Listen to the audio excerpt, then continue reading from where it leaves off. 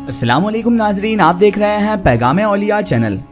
लाखों करोड़ों दुरूद व सलाम हुजूर पाक सल्लल्लाहु ताला अलैहि वसल्लम पर और उनकी आले पाक पर। मोहतरम नाज़रीन किराम, आज की इस वीडियो में हम आपके लिए लेकर आए हैं एक अजीब जनाजे का वाक़या, जिसे सुनकर आपका ईमान तो ताज़ा होगा ही, साथ ही साथ आपको बहुत सारी नसीहतें भी हासिल होगी। ये वाक़या है एक अजीब जनाजे का। तो मेरी आपसे मोहतबाना गुजारिश है कि इस वाक़े को मुकम्मल तरीके से समझने के लिए इस वीडियो को एंड तक ज़रूर देखें, और अगर अभी तक आपने हमारे चैनल को सब्सक्राइब नहीं किया है तो उसे भी सब्सक्राइब कर दीजिए और पास में दिए गए बेल आइकन पर भी क्लिक कर दीजिए ताकि हमारे वीडियो की नोटिफिकेशन आप तक पहुँचती रहे। नाज़रीन मोहतरम, एक शहर में एक रईस आदमी रहा करता था। अल्लाह तबारक व ताला का दिया हुआ उसके पास सब कुछ था। अल्लाह ने उसे दौलत, इज्जत, ज़मीन, जायदाद, अलगरज दुनिया की हर नेमत से उस रईस शख्स को नवाज रखा था। और इन सब नेमतों के बावजूद भी वो रईस शख्स एक नेक, एक ईमानदार और अल्लाह का मुखलिस बंदा था। और ये रईस शख्स अपनी दौलत का ज़्यादातर हिस्सा जो हुआ करता था उसे गरीबों, मिस्किनों और यतीमों की मदद करने में इस्तेमाल किया करता था। और इस रईस शख्स का एक इकलौता ही बेटा था, लेकिन ये इस रईस शख्स से बिल्कुल अलग था। वो रईस शख्स अपने बेटे को हमेशा समझाता रहता था कि बेटा, दुनिया के मालो दौलत पर तकब्बुर मत करो, मत भूलो ये दौलत अल्लाह ताला की आजमाइश है। इसलिए बेटा, इस दौलत में गरीबों, मिस्किनों, यतीमों का भी हिस्सा रखा करो, क्योंकि बेटा एक दिन ऐसा आएगा कि ये दौलत जो है ये इसी दुनिया में रह जाएगी और हमारे साथ जो चीज़ जाएगी या तेरे साथ जो चीज़ जाएगी वो सिर्फ और सिर्फ कफन होगा। लेकिन उस रईस शख्स के जो इतना नेक था, उसके बेटे के दिमाग पर, उसके जहनो गुमान में इतना ज़्यादा दौलत का नशा सवार था कि उस पर उसके वालिद की, उसके बाप की कोई बात असर नहीं करती थी। वक्त गुजरता चला गया और फिर एक वक्त ऐसा आया कि वो रईस शख्स जो बड़ा ही नेक शख्स था वो सख्त बीमार हो गया। उनका काफ़ी इलाज हो जाने के बाद भी उनकी सेहत में कोई बेहतरी नहीं आ रही थी। एक दिन उस रईस नेक शख्स ने अपने मुंशी को बुलाया और उनको एक खत का लिफाफा दे दिया। और उस रईस शख्स ने उस मुंशी से कहा कि ऐ मुंशी, ये लिफाफा मेरे औलाद को, मेरे बेटे को उस वक्त देना जब मेरा जनाजा कब्रिस्तान में रखा जाए। मरने से पहले उस रईस शख्स ने अपने बेटे को बुलाया और उसे बुलाकर कहा, बेटा मेरी एक आखिरी ख्वाहिश है। उसके बेटे ने कहा, जी फरमाएं, आपकी क्या आखिरी ख्वाहिश है? तो उस रईस नेक शख्स ने कहा कि जब मैं मर जाऊं तो मेरे पुराने मोजे मुझे पहना कर दफन करना, यही बेटा मेरी आखिरी ख्वाहिश है। और बेटा मुझे पूरा यकीन है कि मेरी आखिरी ख्वाहिश तू ज़रूर पूरी करेगा, क्योंकि तू ही मेरा बेटा है। बाप ने उसके बाद अपने ही बेटे से इस बात का वादा लिया और उस बेटे ने बाप को यकीन भी दिला दिया कि वो उनकी ये ख्वाहिश, जो मोजे वाली ख्वाहिश है, वो ज़रूर पूरी करेगा। उसके बाद उस रईस शख्स का इंतकाल हो गया। उस रईस नेक शख्स की जो जिस्म था उसे गुस्ल दिया गया। जब उसे कफन पहनाया गया तो बेटे ने आकर अपने बाप की आखिरी ख्वाहिश के मुताबिक उसे पुराने मोजे पहनाए। उसके बाद उसके जनाजे को कब्रिस्तान में लाया गया और काफ़ी तादाद में वहाँ पर लोग जनाजे की नमाज पढ़ने के लिए मौजूद भी थे। उस शहर के सबसे बेहतरीन और बड़े मौलवी उनकी नमाज जनाजा पढ़ाने आए थे।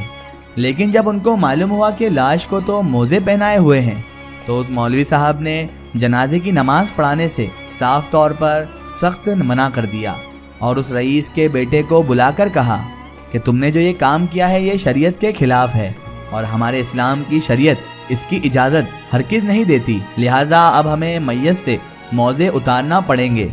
लेकिन बेटे को तो ये पता था कि बाप की आखिरी ख्वाहिश है, तो बेटे ने मौलवी साहब की बात मानने से साफ तौर पर इनकार कर दिया। उस रईस शख्स के बेटे ने कहा कि मैं ऐसा नहीं कर सकता, क्योंकि यही मेरे वालिद की आखिरी ख्वाहिश थी जो उन्होंने मरने से पहले मुझसे वादा भी लिया था, लिहाजा उनकी इस ख्वाहिश को मैं ज़रूर पूरी करूँगा।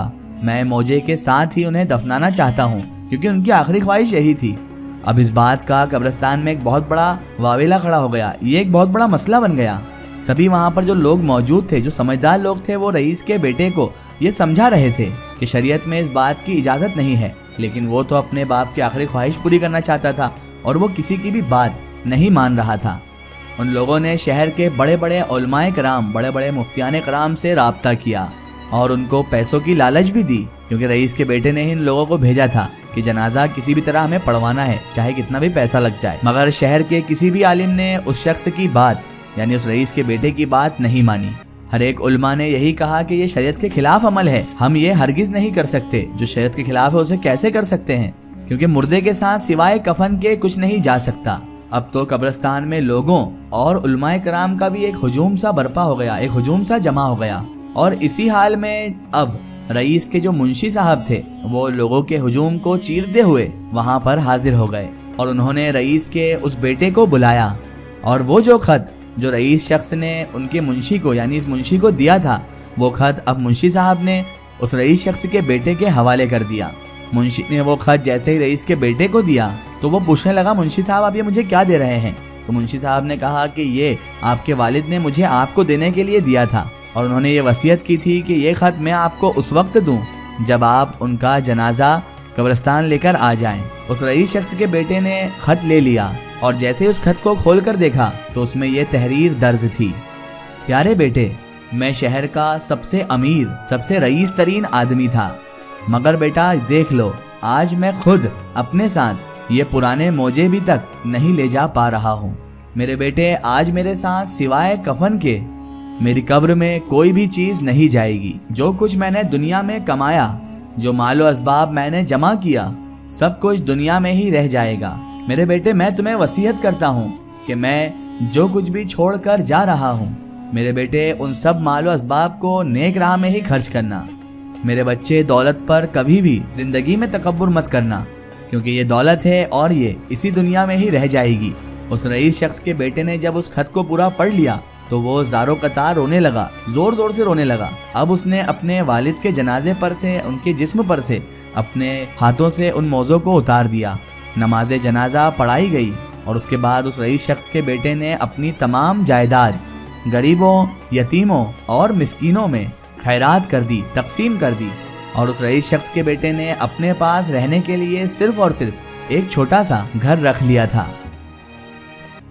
دوستوں، کچھ واقعے، کہانی، قصے گزر تو جاتے ہیں، لیکن وہ آنے والے لوگوں کے لیے، آنے والے انسانوں کے لیے کافی سبق چھوڑ جاتے ہیں، جیسا کہ اس واقعے میں ہوا۔ اس واقعے کو بیان کرنے کا مقصد یہ ہے کہ آج انسان دنیا کی دولت جمع کرنے میں بڑی زور و شوروں سے لگا ہوا ہے، لیکن اسے اپنی آخرت کی کوئی فکر نہیں ہے، جبکہ دنیا کی دولت سے آخرت کا کوئی واسطہ نہیں ہے۔ دنیا کی دولت یہیں کی یہیں رہ جائے گی، اور آخرت میں ہمارے ساتھ ہمارے اعمال جائیں گے۔ اس واقعے کو بیان کرنے کا صرف اور صرف یہ مقصد ہے کہ ہمیں جس طرح اپنی دنیا کی فکر لگی رہتی ہے، ہمیں اپنی آخرت کی بھی فکر ہونا چاہیے۔ ایک ضروری اطلاع: اگر آپ بھی کسی بزرگ یا اولیاء اللہ کا واقعہ ہمارے چینل سے شیئر کروانا چاہتے ہیں، اور آپ چاہتے ہیں کہ ہم ان بزرگ کا واقعہ، کرامات یا کوئی معلومات پیش کریں، تو آپ ہمیں کمنٹ میں ان کے بارے میں بتا سکتے ہیں، اور ہمارے فیس بک پیج پر آپ ہم سے کانٹیکٹ بھی کر سکتے ہیں۔ فیس بک پیج پیغام اولیاء کو لائک کریں اور اس پر ہم سے جڑیں۔ آخر میں اللہ تبارک و تعالیٰ سے یہی دعا ہے کہ اللہ تعالیٰ ہمیں کہنے اور سننے سے زیادہ عمل کرنے کی توفیق عطا فرمائے، اور اللہ تعالیٰ ہمیں تمام بزرگان دین اور تمام انبیاء کرام سے محبت کرنے کی اور ان کا ادب و تعظیم کرنے کی توفیق عطا فرمائے۔ آمین ثم آمین۔ سو ناظرین، آپ کو یہ ویڈیو کیسی لگی ہمیں کمنٹ میں ضرور بتائیں، اور ہمارے چینل کو سبسکرائب کرنا نہ بھولیں۔ اس ویڈیو کو زیادہ سے زیادہ شیئر کریں اور اسے تمام اولیاء کرام کے چاہنے والوں تک ضرور پہنچائیں۔ سو پھر حاضر ہوتے ہیں آپ کے لیے ایک اور بہترین ویڈیو کے ساتھ، تب تک کے لیے خدا حافظ، السلام علیکم۔